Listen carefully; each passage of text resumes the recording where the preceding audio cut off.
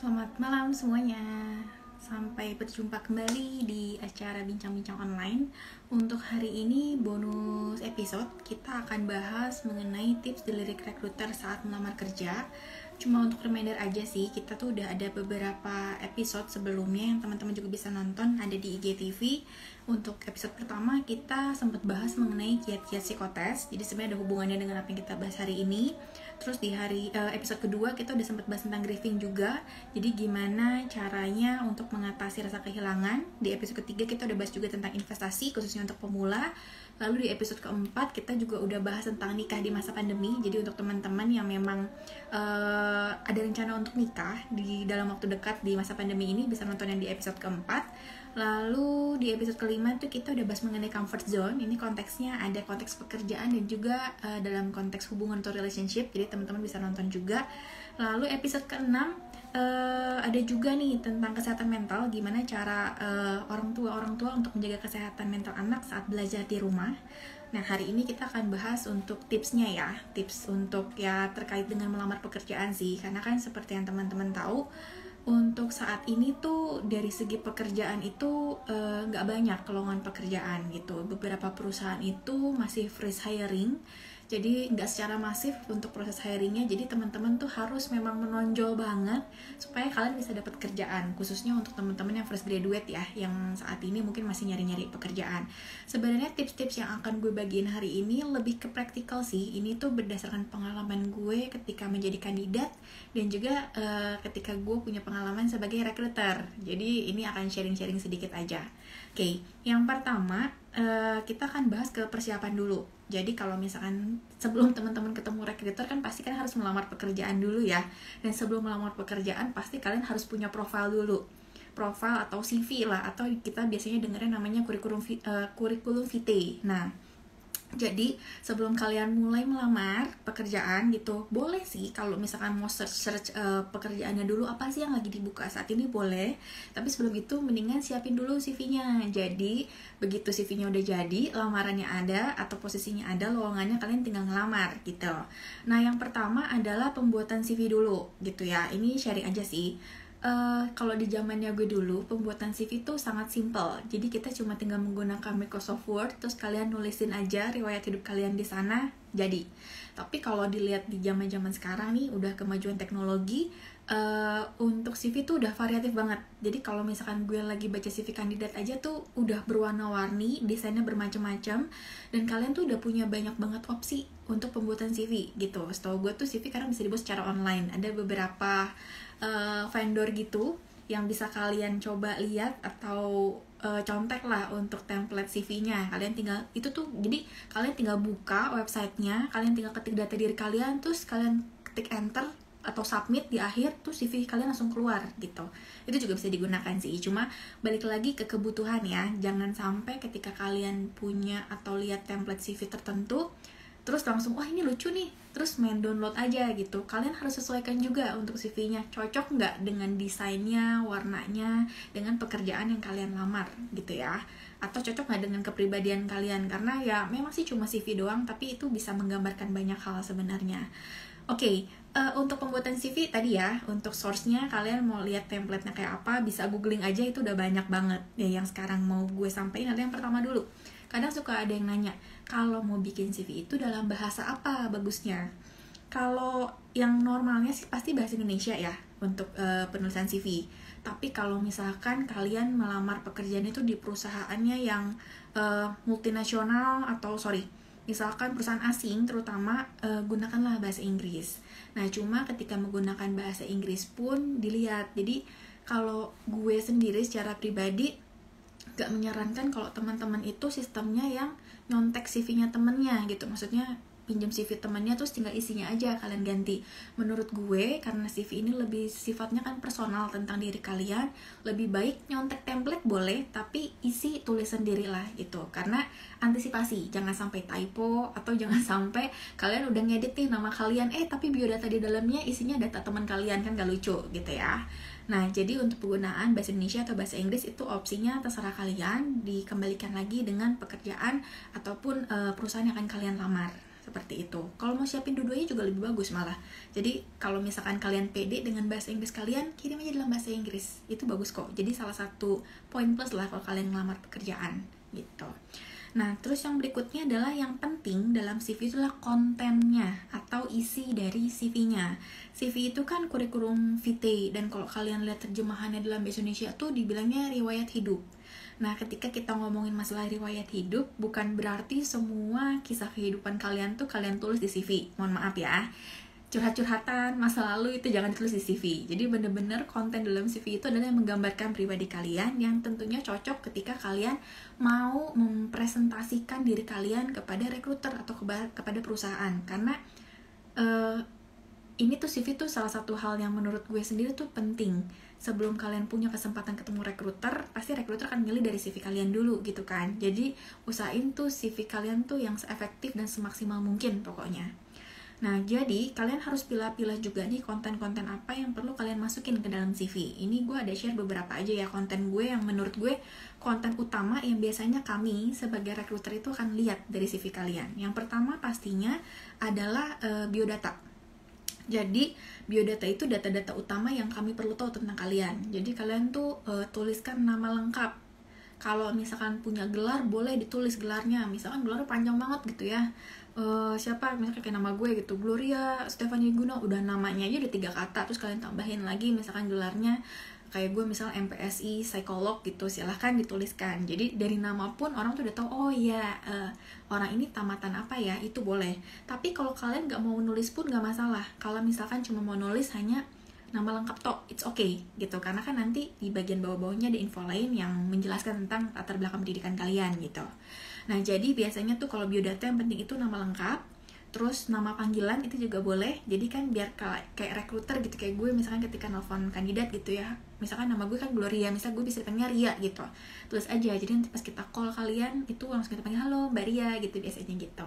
Apalagi kalau kalian tuh punya nama yang agak sedikit unik, yang mungkin kalau disebut itu biasanya orang pasti mispronounce atau salah nyebut nama gitu.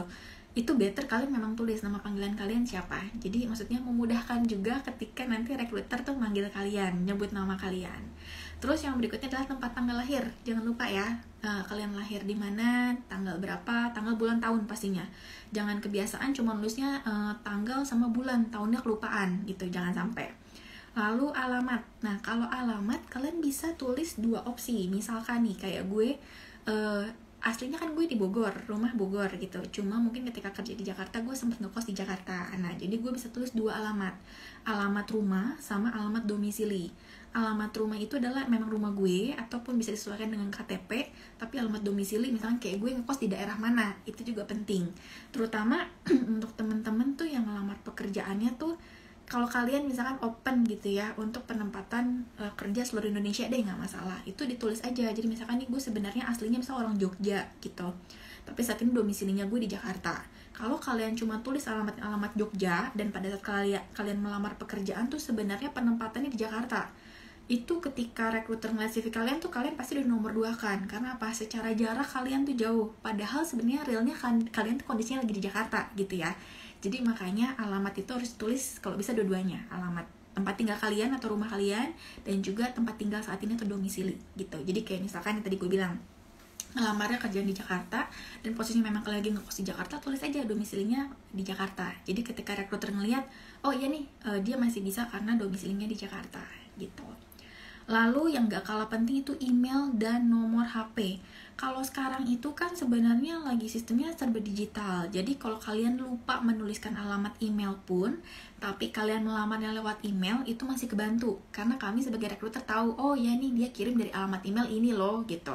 Tapi dulu tuh di zamannya gue di kerjaan sebelum-sebelumnya, kita tuh sering banget terima CV-nya tuh hard copy.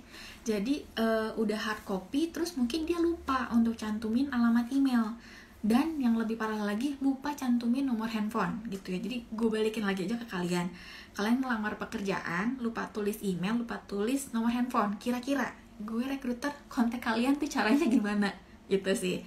Dan gak mungkin kita surat menyurat kan gitu. Jadi kayak misalkan lu masukin CV gitu, nggak ada email, nggak ada handphone, terus kita harus kirim lewat pos gitu untuk kalian, bawa notifikasi kalian tuh lamaran udah kita terima, bisa nggak dipanggil interview. Kelamaan pasti tuh kandidat lain udah keburu kita rekrut gitu. Terus terkait dengan email dan nomor HP, saran gue untuk email, coba bikin email yang namanya agak sedikit profesional. Jadi kalian bisa gunain nama kalian. Misalkan kayak gue, namanya Gloria Stefani Wiguna gitu. Gue punya satu email namanya tuh Gloria Wiguna.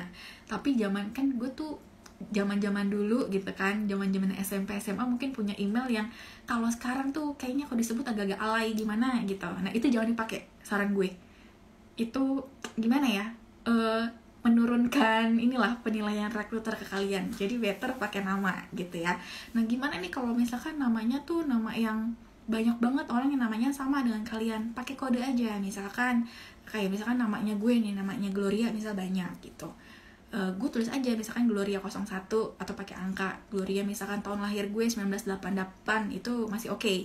Tapi jangan ya kayak misalkan tulisnya pria idaman @yahoo.com gitu-gitu, jangan ya. Jadi please gunain alamat email yang profesional gitu. Lalu riwayat pendidikan. Nah kalau riwayat pendidikan ini pasti penting. Nah biasanya kan suka ada yang nanya juga, kalau gue nulis riwayat pendidikan tuh mulainya dari apa ya? Secara pribadi gue sendiri aja nulis kadang dari TK, SD, SMP, SMA gitu.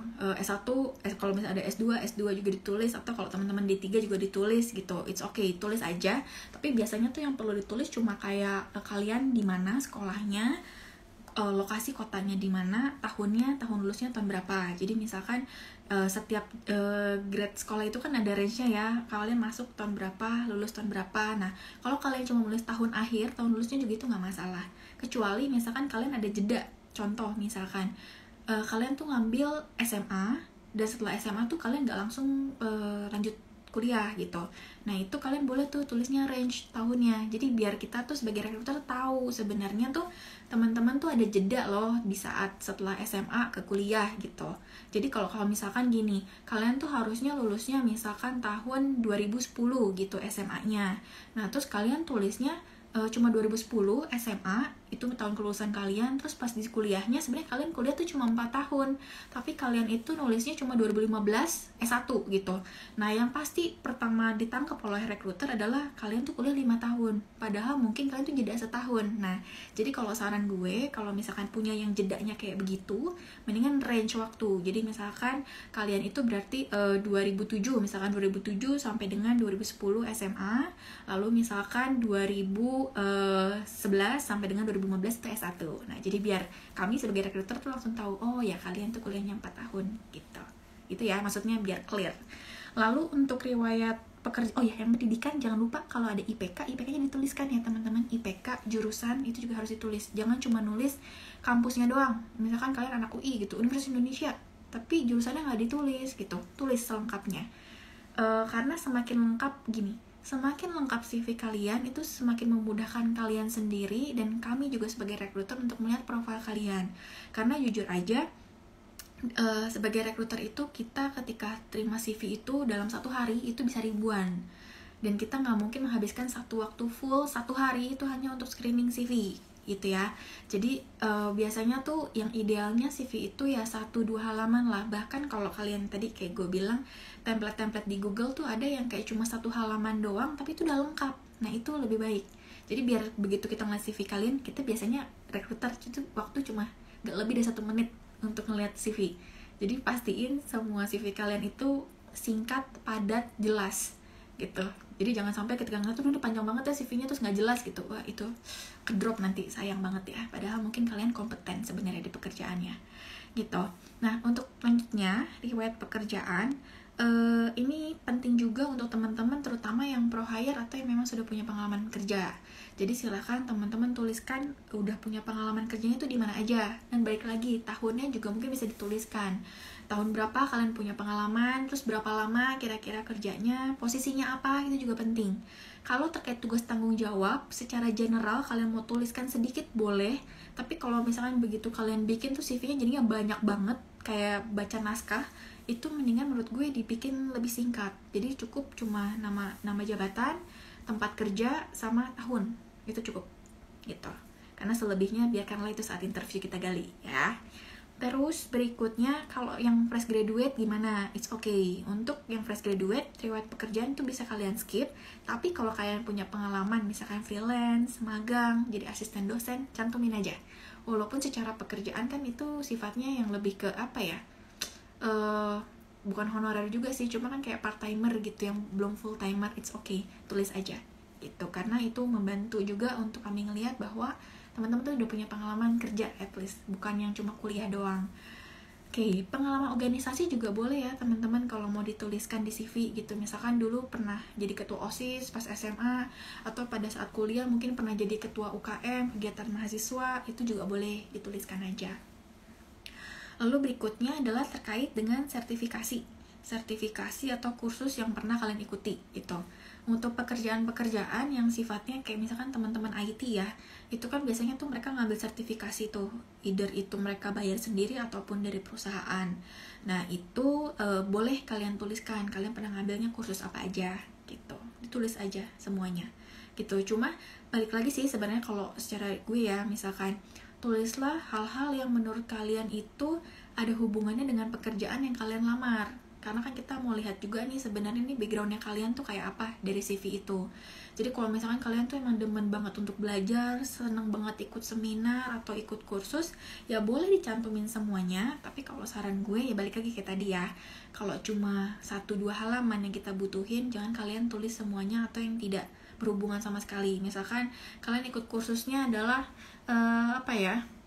kursus menjahit gitu, sedangkan kalian ngelamar pekerjaannya itu misalkan sebagai recruiter, sebagai HR, kan sebenarnya tidak terlalu berhubungan. Nah saran gue sih lebih baik itu dituliskannya sebagai hobi aja, hobi menjahit gitu. Jadi ketika pas wawancara ditanya recruiter jelasin, tapi untuk di CV sih menurut gue dipilah lagi informasinya.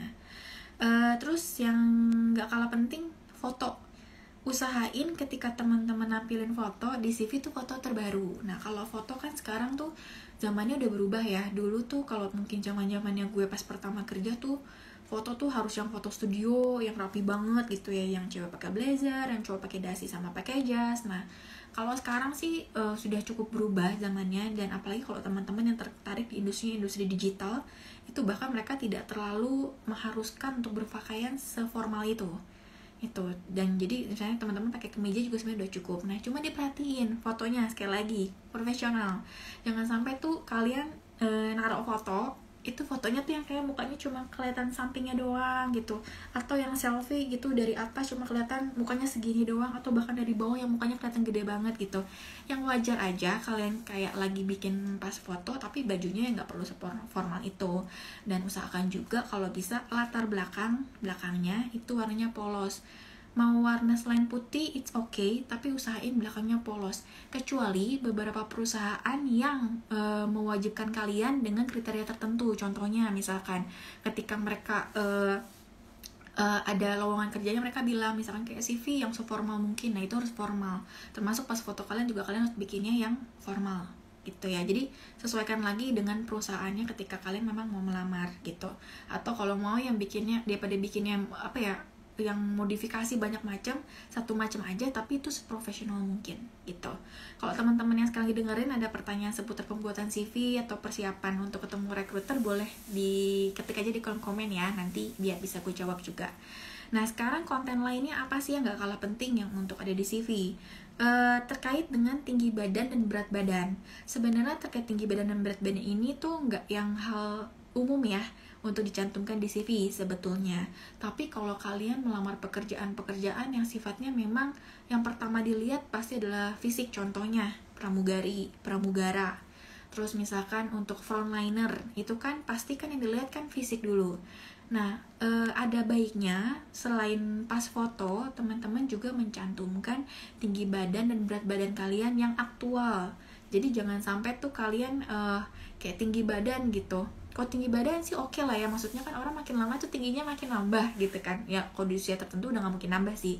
Cuma kalau berat badan tolong diusahakan yang seaktual mungkin yang saat ini gitu. Kalau misalkan kalian merasa bahwa kemarin berat badan gue kayak cuma 50 deh, ternyata sebenarnya udah 60 nih sekarang, terus ditulisnya di sana 50, foto diedit biar agak tirus gitu. Sorry to say, karena pas interview itu kita akan ngelihat kalian kok beda gitu. Jadi jangan sensi kalau rekruternya sampai nanya kok fotonya agak beda ya gitu. Jadi ya just be yourself aja. Karena kan gak semua pekerjaan juga kan ada kualifikasi tinggi dan berat. Jadi it's okay. Jadi ini notes-nya adalah untuk posisi-posisi yang memang butuh penampilan fisik aja gitu ya. Jadi gue note itu ditulis. Dan termasuk foto, kayak teman-teman setahu gue nih, teman-teman kayak pramugara ataupun frontliner itu selain pas foto yang close up, biasanya mereka juga diminta untuk mengirimkan foto seluruh tubuh gitu. Karena kita mau lihat secara full tuh badan kalian gimana sih tingginya, maksudnya ideal nggak posturnya gitu-gitu, biasa kita lihat gitu ya. Kayak untuk teman-teman yang di model apalagi deh, itu pasti hal utama.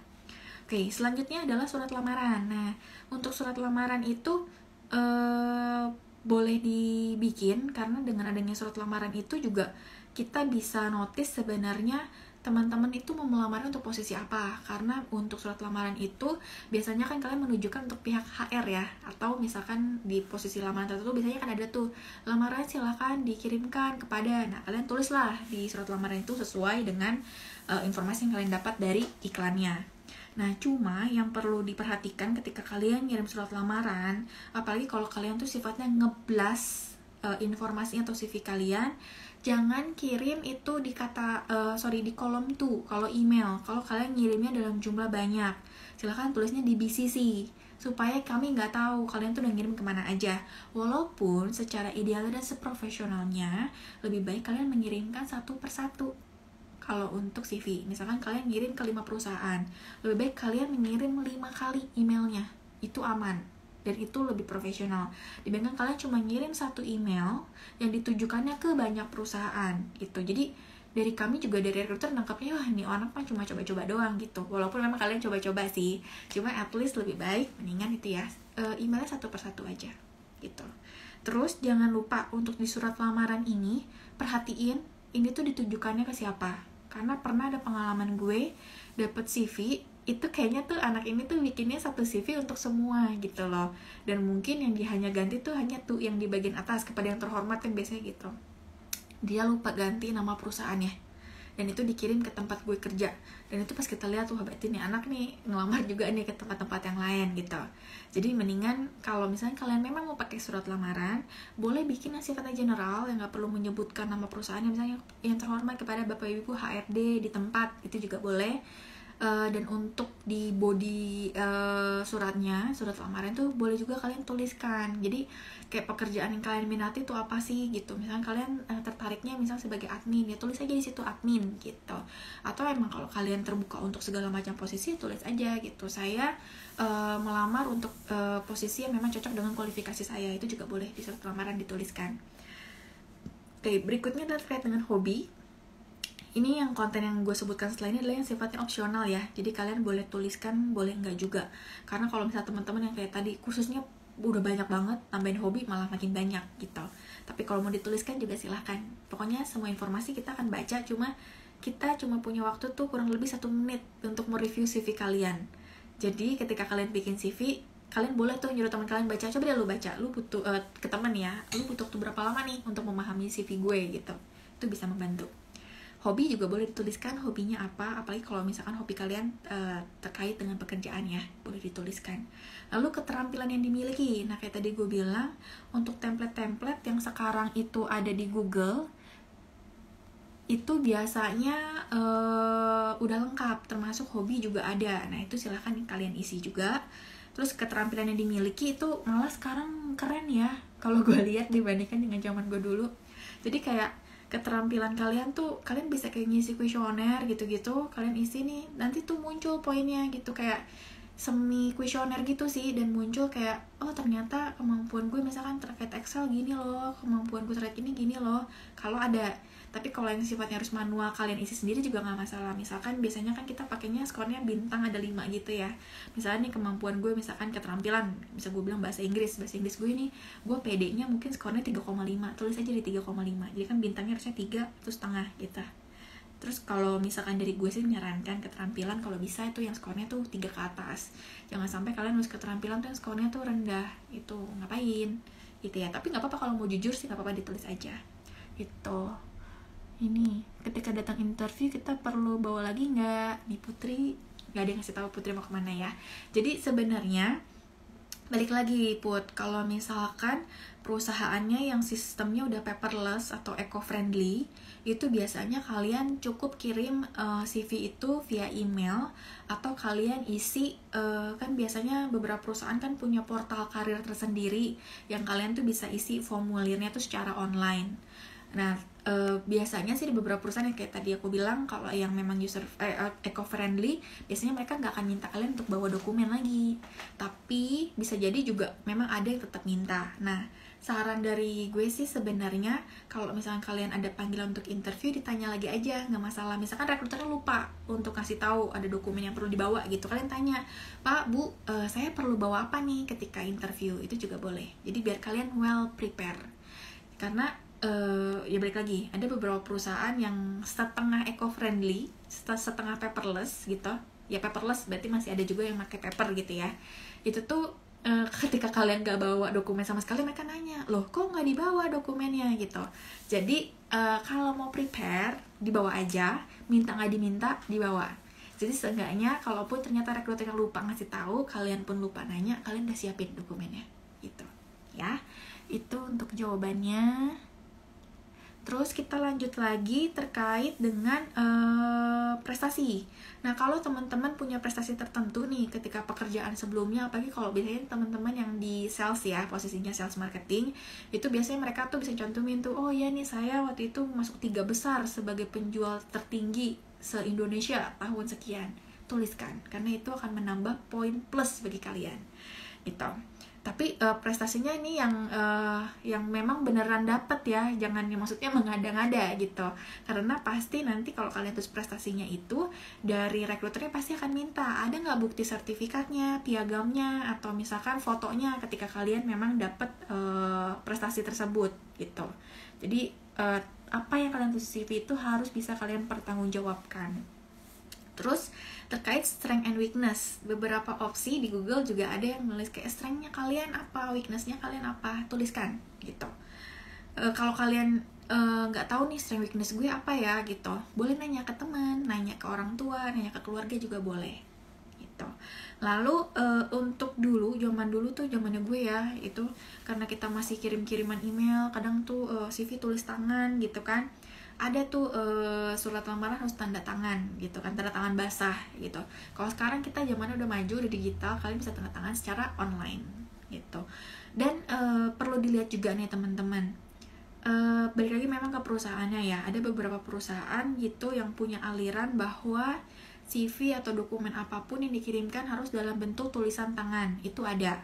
Nah, kalau misalkan perusahaan minta seperti itu, kalian harus siap dengan menulis tangan untuk CV-nya. Walaupun kalau udah zaman sekarang sih biasanya jarang perusahaan yang minta untuk menggunakan tulis tangan. Biasanya justru kita malah mintanya diketik. Apalagi kalau tulisan tangan kalian itu yang indah banget kayak tulisan dokter gitu kan, daripada nggak kebaca, itu mendingan diketik aja. Kecuali tadi ya perusahaannya yang minta untuk kalian tulis tangan gitu. Paling itu kalau dari segi konten untuk yang bisa kalian tambahkan di CV. Nah, terus kalau dokumen tambahan nih, dokumen apa ya gitu. Kayak tadi gue udah sampaikan ya, kalau kalian nulis prestasi, dilampirkan juga, jangan lupa untuk piagamnya, fotokopi aja, atau scanan juga, kalau zaman sekarang kan scanan ya, di scan aja. Nah, terus jangan lupa juga untuk ijazah dan transkrip teman-teman, jangan sampai itu tuh udah sepaket sama yang namanya CV. Jadi CV, surat lamaran, ijazah, transkrip, sertifikat-sertifikat dari kursus-kursus yang kalian punya, piagam-piagam penghargaan itu pun dilampirkan. Terus ada beberapa juga tempat tuh bahkan yang minta fotokopi KTP, bahkan ada minta juga nih kartu keluarga, itu juga ada, akte lahir juga ada. Nah makanya penting bagi kalian untuk nanya ke rekruter, Pak, Bu, dokumen apa aja yang perlu saya siapkan gitu. Jangan sampai ketika kalian datang terus tetot gitu, baru tahu ternyata dokumennya banyak yang harus dibawa gitu. Siapin ya, itu karena dokumen-dokumen penting. Sama untuk teman-teman yang misalkan mungkin ngelamarnya sebagai kayak desain interior gitu, atau yang terkait desain, itu kalau bisa ketika kalian mengirimkan CV, itu ada portofolionya kalian juga, contoh desain-desain yang pernah kalian bikin. Atau mungkin untuk teman-teman yang ngelamarnya misalkan untuk fotografer freelancer kan pasti diminta ya, minta dong portonya kalian gitu, ketika kalian entah dulu pernah freelancer atau dari foto-foto kalian gitu dikirim, itu juga penting itu dikirimkan aja sepaket. Dan ketika ngirim via email juga dilihat ya teman-teman, maksudnya ada beberapa perusahaan itu kayak membatasi untuk besarnya kapasitas file, itu juga kalian perhatikan. Jadi kalaupun ternyata harus data kalian dikompres, pastikan ketika dikompres tidak ada dokumen yang akhirnya ngeblur datanya, CV kalian, foto, ijazah, terutama transkrip nilai, karena kan transkrip itu bisa tulisnya kecil-kecil banget. Nah, jangan sampai ketika kalian kompres filenya, terus nanti malah nggak kelihatan atau nggak kebaca. Aduh Mbak Lydia, kamu mau nanya interview lewat Zoom gimana ya? Nanti kita bahas ya. Oke, ini terkait CV dulu yang kita bahas, interview nanti kita akan bahas juga. Nah, jadi untuk CV, jangan lupa teman-teman itu beberapa dokumen yang kalian perlu lengkapi ketika interview. Itu penting banget. Nah terus yang gak kalah penting itu adalah pemilihan untuk desain, ukuran huruf, tipe huruf juga itu penting. Biasanya sih kalau gue pribadi, karena kemarin habis baca ini ya artikelnya Zero Waste gitu, kalau kalian pakai Arial itu sebenarnya terlihat jelas gitu untuk penulisannya, mau seukuran 10 pun size-nya tuh masih kelihatan jelas. Nah cuma kalau gue lebih seneng sekarang pakainya yang Gothic, Century Gothic kalau nggak salah namanya, itu tuh karena tulisannya bulat-bulat dan itu tuh 10-nya tuh gede gitu sebenarnya, jadi sangat kelihatan jelas. Tapi itu balik lagi ke kalian ya, opsinya terserah kalian mau pakainya kayak apa. Yang jelas pastiin jangan sampai kalian bikin CV cuma 1 halaman terus tulisannya kecil halus banget, atau yang tulisannya tuh ketika misalkan kami print gitu, ketika kuliah tuh kayak ya ampun kayak seutas rambut gitu loh, yang tipis banget. Itu nyiksa, kalian lagi nyiksa rekruternya, karena jangan sampai kalian baca CV kalian kita harus pakai kacamata gitu ya. Jadi pastikan ketika kalian sendiri baca cukup enak ketika untuk dibaca tulisannya, jadi kita pun kayak rekruter juga gampang untuk baca. Oke, itu sekedar CV. Aku mau baca yang pertanyaan tadi Mbak Lydia dulu ya, interview lewat Zoom gimana? Teman-teman, sekarang itu kan zamannya itu interviewnya sudah via online gitu. Kita punya banyak banget aplikasi, kita ada Google Meet, Hangout, Webex, Zoom gitu, banyak banget yang bisa digunakan. Dan usahain sebelum interview kalian udah prepare. Biasanya kan teman-teman dari recruiter ketika mengirimkan undangan untuk interview kan kita kasih tahu juga nih kita menggunakan aplikasi apa. Nah usahain tuh teman-teman udah either itu download atau tes dulu. Saran gue download, tes aja gitu, telepon bareng sama teman gitu pakai Zoom, atau misalkan pakai WA call juga kan ada nih WA video call. Walaupun untuk WA video call balik lagi ya, mohon maaf tergantung handphone kayaknya. Ada beberapa handphone yang pernah gue coba waktu itu untuk WA call rame-rame itu nggak bisa gitu. Jadi pastiin kalian tuh bisanya pakai apa. Dan kalau misalkan kayak tadi misalkan dari rekruternya bilang kita mau pakainya nih WA video call ya gitu, kalian cek dulu handphone kalian tuh support enggak.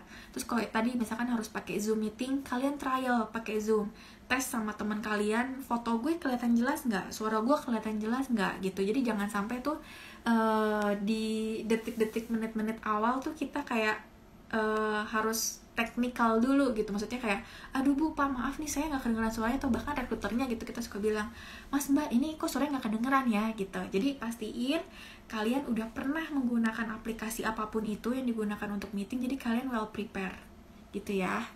Oke, ini siapa yang mau ngelamar kerja lagi, ampun. Oke, lanjut ya. Itu terkait Zoom ya, atau meeting apapun. Dan sinyal, jangan lupa teman-teman. Kalau kalian ngerasa di rumah kalian itu sinyalnya antara ada dan tiada, itu bolehlah, misalkan nebeng wifi tetangga, nggak usah ke rumah tetangga, nebeng aja wifi-nya juga boleh. Atau cari spot di rumah kalian, kalau mau naik genteng, naik pohon yang jelas pastiin sinyalnya nggak putus-putus. Jangan sampai ketika kalian interview, suara nggak kedengeran, terus video kalian juga freeze gitu. Oke. Lanjut ya. Terus tadi terkait dengan tulisan-tulisan udah disampaikan ya. Oke, nah sekarang apa sih yang biasanya recruiter lihat dari CV? Oke, untuk di CV sendiri yang pasti kita pasti akan fokusnya tuh ke konten, teman-teman. Karena kalau ya balik lagi ke aliran masing-masing ya, setiap recruiter kan mungkin beda. Kalau gue sih, gue fokus lebih ke konten. Apa yang kalian tulis di CV itu yang gue baca. Tapi kan ada juga yang recruiter tuh yang ngeliat dulu nih desain CV-nya kayak apa gitu, hiasannya gitu ya.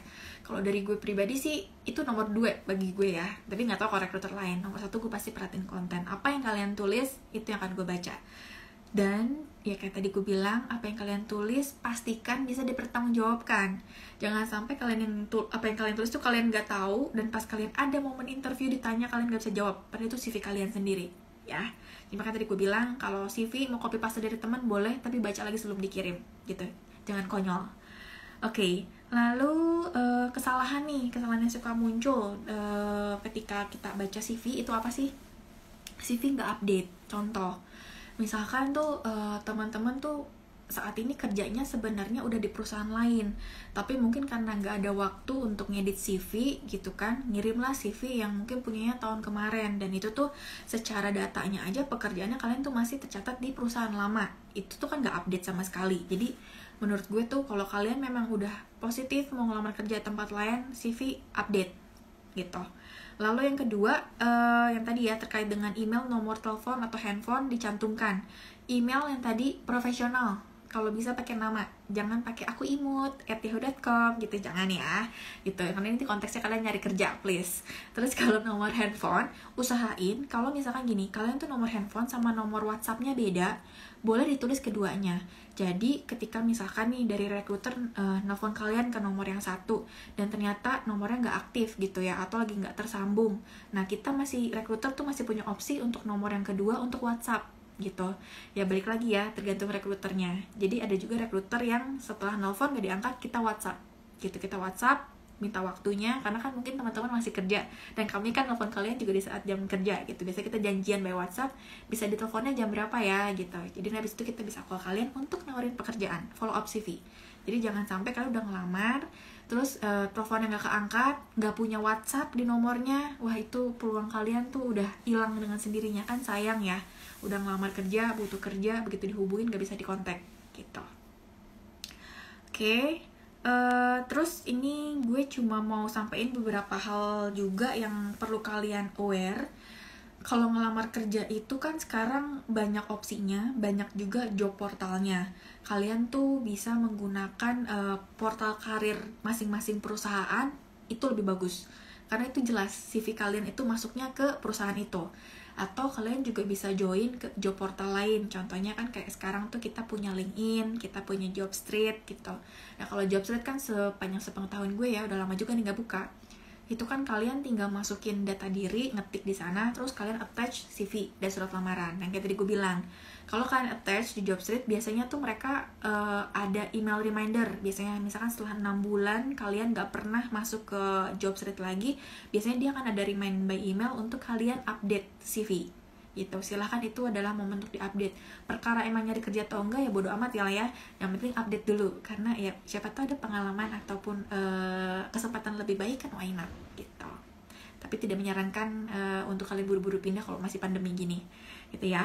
Terus pastikan untuk job portalnya itu yang terpercaya ya teman-teman. Jadi aku pernah baca di beberapa ini sih Instagram, Twitter gitu-gitu tuh, kalian tuh memang nyari posisi, ketika kalian nyari pengalaman gitu, misalnya di perusahaan yang cukup besar kan kalian nulis di Google gitu kan ya, misalkan lowongan di perusahaan A gitu, muncul kan itu banyak iklan lowongannya.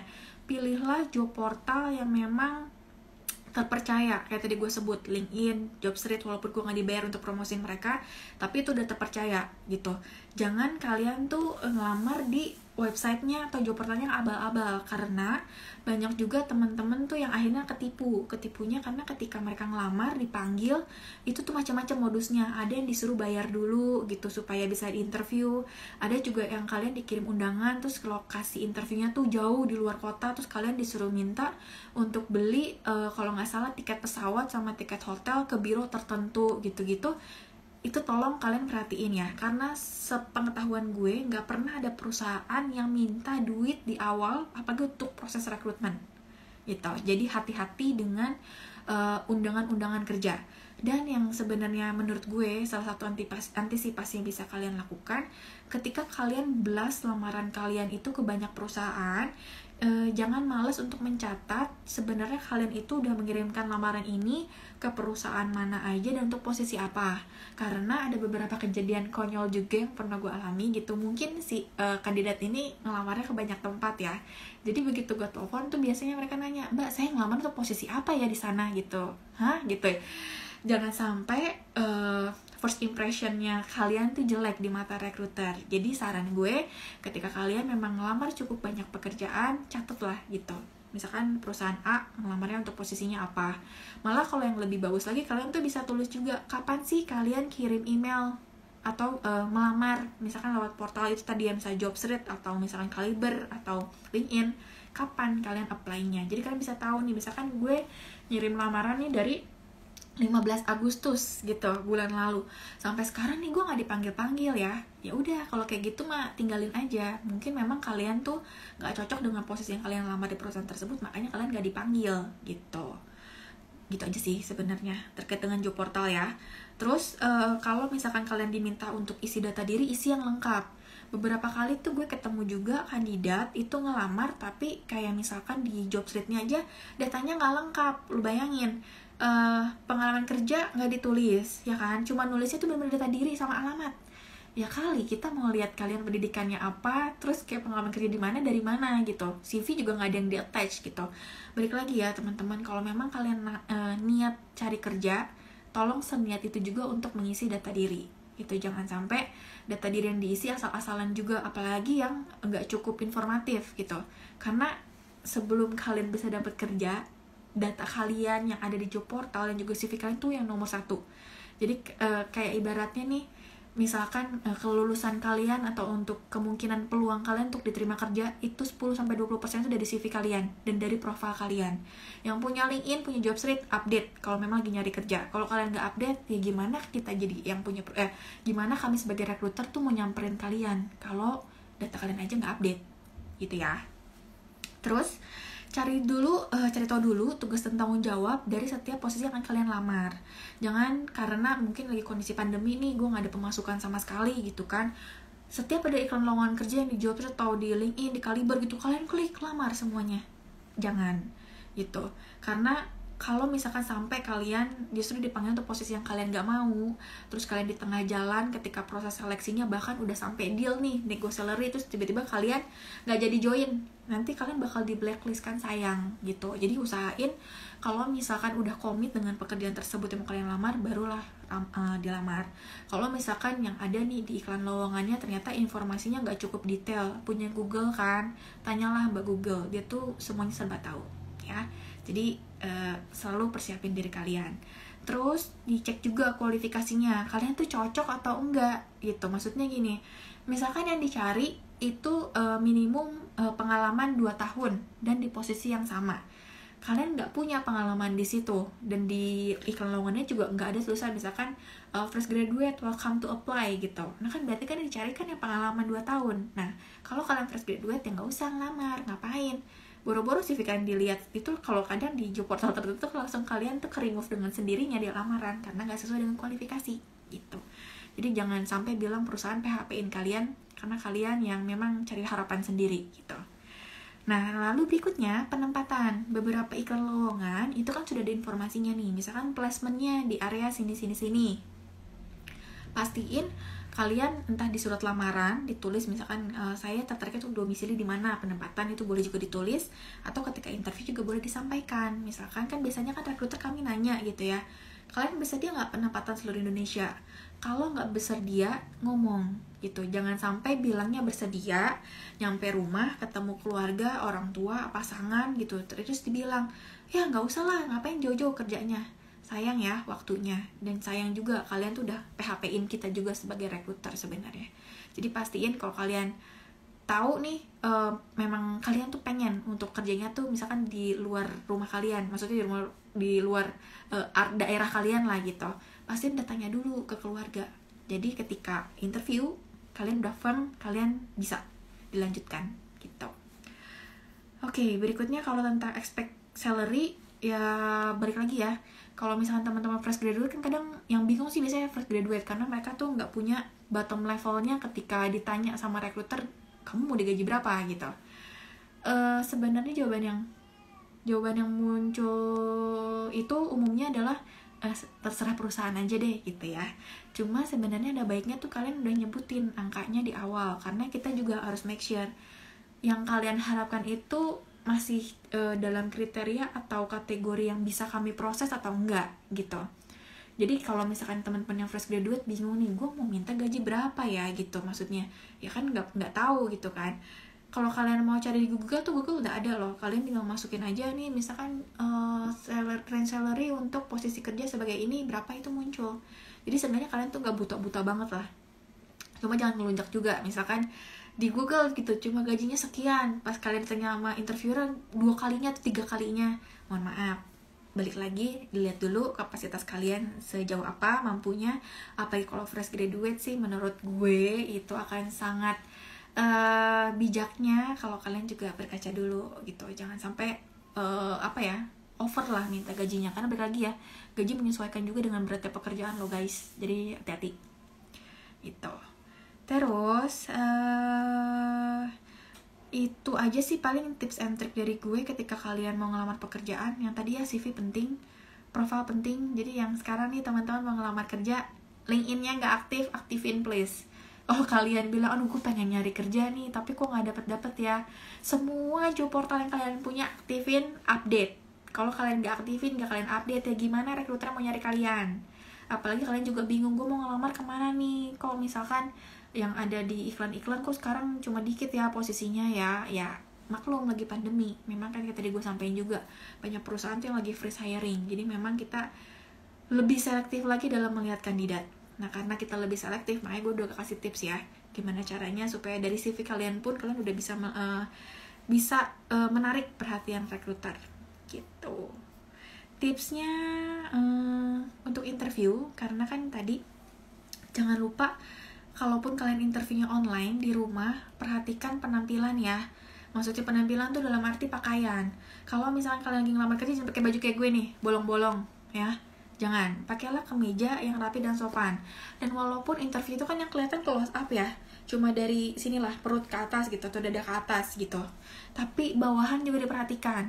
Karena interview di beberapa tempat tertentu itu ketika kalian interview tuh bahkan kita juga suka ada yang nanya gitu, boleh nggak kita lihat postur tubuh kalian secara full, kalian disuruh berdiri, jangan sampai udah atasnya udah rapi nih pakai kemeja pakai dasi, bawahannya pakai celana boxer doang atau bawahannya cuma pakai celana pendek doang, please ya. Jadi kalian harus well prepare, pakailah baju yang rapi dan sopan.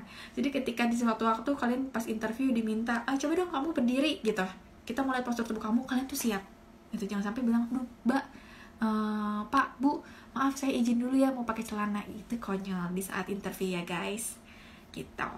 Terus karena kayak gini interview itu kan memakan waktu kurang lebih 1 sampai 1,5 jam. Jadi teman-teman usahain minum dulu sebelum interview. Jangan sampai di tengah jalan tuh seret, suaranya kering gitu, bahkan ketika bersuara batuk-batuk, itu juga jangan ya. Minum dulu serelax mungkin. Tapi kalau kalian yang teman-teman fresh graduate nih yang belum punya pengalaman interview sama sekali kan kadang suka nervous ya, jangan gugup, jadi diri sendiri aja dan percaya kalau misalnya kalian jadi diri sendiri dan memberikan yang terbaik, pasti ntar ada jalannya sendiri gitu ya. Kalau misalkan baru pertama interview terus nggak dapet kerja tuh wajar lah gitu, karena nyari kerja sama kayak nyari jodoh, jadi emang harus diperhatikan mana yang cocok mana yang enggak gitu. Paling itu aja sih untuk tips-tipsnya dari gue hari ini. Semoga bermanfaat untuk teman-teman, baik yang lagi mau ngelamar kerja ataupun yang mungkin lagi mau pindah kerja gitu. Silahkan supaya bermanfaat. Kalau misalnya masih ada pertanyaan, seputar proses interview, seleksi, gitu-gitu, silahkan ya teman-teman.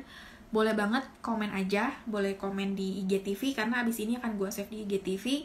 Ataupun mau japri DM ke gue juga boleh, misalkan mau nanya-nanya itu silahkan. Kalau misalkan yang ditanyakan topiknya cukup kompleks, nanti kita bisa bikin sesi kayak gini lagi ya, bincang-bincang online. Dan hari ini sih memang karena ini bonus episode, cuma gue doang yang jadi narasumber, tapi untuk episode berikutnya kita akan ada narasumber lainnya. Dan yang kita bahas konteksnya banyak macam, gak cuma terkait pekerjaan atau terkait dengan HR gitu, juga kita akan bahas masalah lain yang mungkin saat ini lagi ada. Hari Rabu kita akan online, dan online-nya itu terkait dengan kecemasan. Jadi teman-teman yang memang selama ini mungkin ada kecemasan berlebih, itu silahkan stay tune di hari Rabu jam 7 malam. Di IG-nya gue lagi, kita akan bahas mengenai kecemasan.